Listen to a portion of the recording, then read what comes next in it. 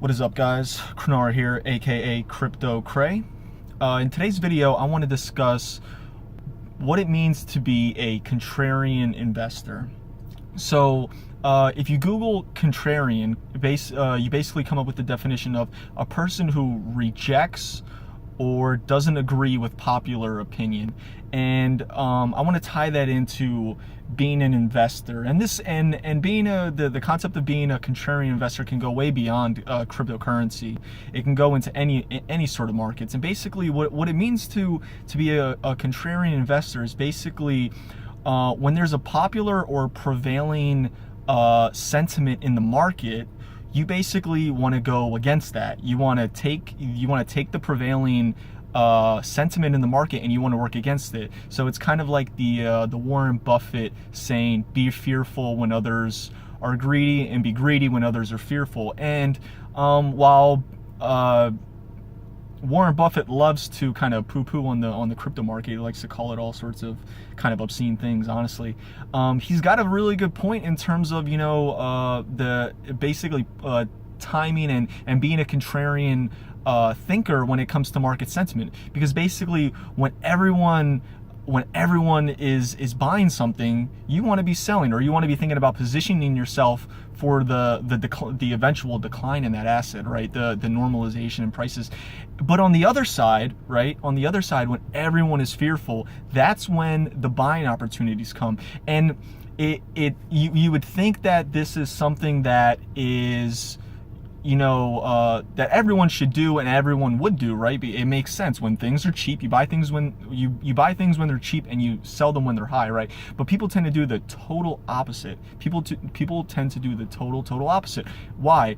Because most people, I would say, people fall into one of two camps. One, they buy things based off of hype, right? They don't fundamentally understand what they're buying, so they buy based off of hype cycles. So if we take, for example, last year's 2017's cryptocurrency bull market, I remember purchasing my first Ethereum and Bitcoin in May or April, buying it and telling people about this, and everyone being skeptical about it. People saying, "Oh, well, I'm not really sure. I've never heard about this. I don't really know." And I remember at the time, Bitcoin was like in the low 2000s. Ethereum was like right around $200, $300. And I'm telling people about this technology, and people are saying, "I'm not really sure. I don't know. It seems really volatile. I don't really understand the technology. It doesn't really seem like there's any sort of benefit to it." Flash forward November, December, early January, those same people that are basically telling me, or that were basically telling me that investment didn't make any sense, those are the same people buying Bitcoin at $20,000, buying Ethereum at almost $1,500. Those are the people buying Ripple at $3, right? Those are, and it's not, and you almost can't blame them, right? Because this is how hype cycles work, right?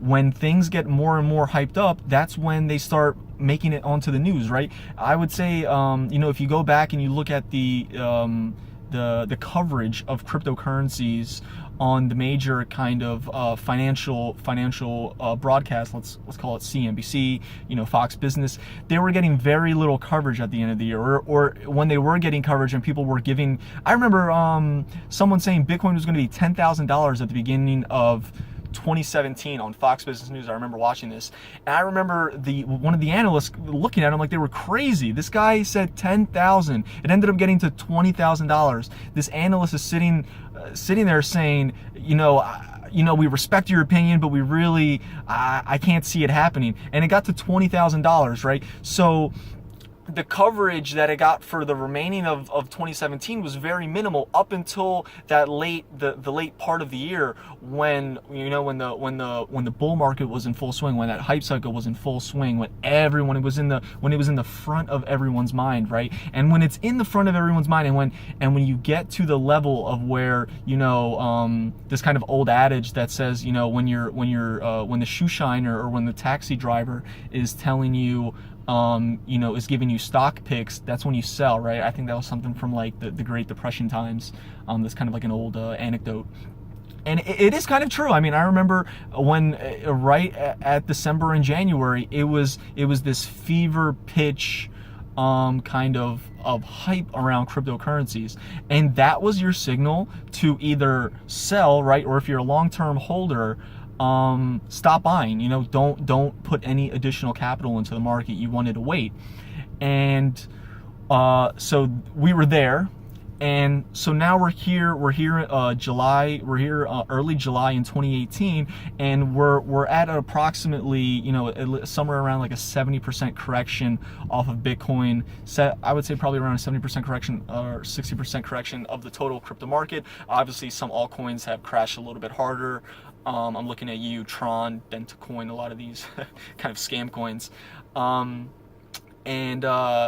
But what you want to start to do is this is when you want to be a contrarian. When things have fallen this much, this is when you want to say, if nothing has changed fundamentally, right? If nothing has changed fundamentally with the technology, if anything, the technology has been getting better, right? Let's think about the Lightning Network rolling out on Bitcoin. Let's think about Ethereum is that much closer to rolling out their proof of stake Casper algorithm, you know, switching over to, you know, potentially implementing, potentially, you know, sharding, ZK snarks, making it that much more robust of a network. That only adds to the fundamental value. That doesn't make it less of a fundamental buy, right? So this is the time when you want to start buying things. And one additional thing that I'll end the video with, that's a really good and easy way of spotting where you might be on the hype cycle, is Google Trends, right? Google, the Google search algorithm and the Google trend insights that they let you see. This can be a huge one of those tools in your toolbox to figure out where you are in the current market cycle, right? So I want you to do an easy thing. You go on Google, you search Google Trends, and you can basically type in certain buzzwords. You can do kind of the main ones that I've tested were Bitcoin, buy Bitcoin, cryptocurrency, Ethereum, and what you tend to see, the general kind of and basically the way that what the output of the search basically gives you is the frequency of the search of the searches within a certain span, right? So you can look within the last 30 days, 60 days, 90 days, 12 months. It goes back as far as 2004. So you can see historical trends. Obviously, the crypto market is newer than you know, wasn't around in 2004. So you're not going to get you know, data from back then. It's not really relevant. I would say, you know, the last year is the more relevant of what you want to be using this thing for. But basically what you see is right around December and January, you saw this huge spike. This basically, and it almost mirrors the price of Bitcoin, right? And of cryptocurrencies in general. You see this huge spike up, and then you see this crash. As the prices have gone down, the interest in the market has gone down, right? And so just the same as when it was going up, and it was going all the way up, and that peak interest, right? The peak search history of it, that was your indication to either stop buying or potentially take some profits. Just how that was the contrarian indicator there. The contrarian indicator on the way down, right? When all of the interest has been lost, that's when you want to start buying, because fundamentally, like I was just saying, the Bitcoin network, the Ethereum network, a lot of the networks on these top cryptocurrency projects, they've been getting better. The fundamental value has increased, right? The nominal value, right? The value per coin might have drastically decreased, but that's because we just went through a market cycle. So what I want you guys to do, you know, go on Google Trends. If you haven't already checked that out, check certain buzzwords. Maybe you're thinking of a buzzword that I haven't thought. Let me know if you guys think of anything. So, you know, comment down below. Did you guys test anything out that I didn't think of? Are you guys seeing any other sort of patterns within that Google Trend search? And you know, basically just let me know in the comment section. Again, you know, like the video, subscribe to the channel if you guys like the content, and I'll see you guys again on the next one. Peace.